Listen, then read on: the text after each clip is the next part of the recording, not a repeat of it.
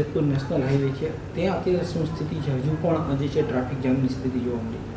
Rajkot Jetpur national highway ઉપર વખત national highway authority અને ટ્રાફિકના સાથે ચર્ચા કરીને ટ્રાફિકનું મૂવમેન્ટ સારી રીતે થાય અને જે વરસાદના કારણે વચ્ચે જે ટેમ્પરરી આપણે વેટ મિક્સ મૂકીને ખાડા પૂરવામાં આવ્યા હતા આ તમામનું પણ ઝડપથી નિકાલ થાય અને માટે પ્રયત્ન કરવામાં આવી રહ્યા છે.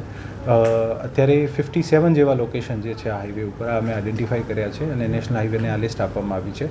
નેશનલ હાઈવે આના ઉપર પાકું DBMથી કામ કરે છે જેથી હવે ફ્યુચરમાં વરસાદ થાય તો ખાડા નહીં પડે.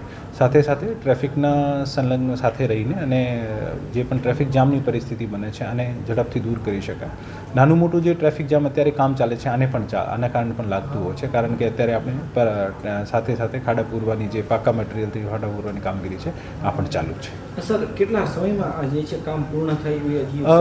અત્યારે આ લોકોને જેટલા પણ ખાડા છે અને નેક્સ્ટ વિધિન વીક પૂરા કરવા માટે સૂચના આપવામાં આવી છે અને આ વીક સુધી જેટલા પણ ખાડા છે આના ઉપર આ તમામ જે વરસાદ નહીં આવે તો આ તમામ કામગીરી પૂર્ણ થઈ જશે. સર જે કામ છે સમગ્ર પ્રોજેક્ટ છે એ હજુ કેટલો સમય લાગી શકે છે? કામ જે છે આની હજુ પણ આનું 42% કામ પૂરું થયું છે. લગભગ 58% કામ બાકી છે અને આની સમયાંતરે મિટિંગ થતી હોય છે અને ખરેખર આને સૂચના આપવામાં આવી છે કે પૂરતા પ્રમાણમાં મેઇન મટીરિયલ અને મશીનરી મોબિલાઇઝ કરાવીને ઝડપથી પૂરો કરાવે.